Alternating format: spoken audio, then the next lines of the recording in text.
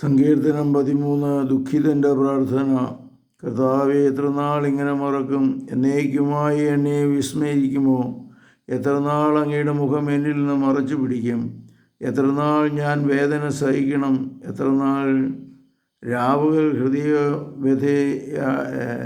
വ്യഥയിന് അനുഭവിക്കണം? എത്ര നാൾ എൻ്റെ ശത്രു എന്നെ ജയിച്ചു നിൽക്കും? എൻ്റെ ദൈവമായ കർത്താവേ, എന്നെ കടാക്ഷിക്കണമേ, ഉത്തരമറിയണമേ.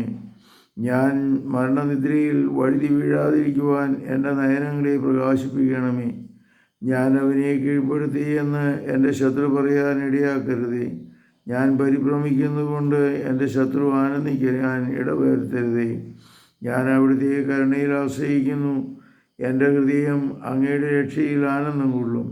ഞാൻ കർത്താവിനെ പാടി സ്തുതിക്കും. അവിടുന്ന് എന്നോട് അതിരിട്ട കരുണ കാണിക്കുന്നു.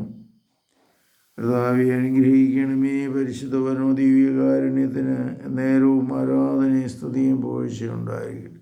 ഈശോ മിശിഹായിക്കും സ്തുതിയായിരിക്കട്ടെ.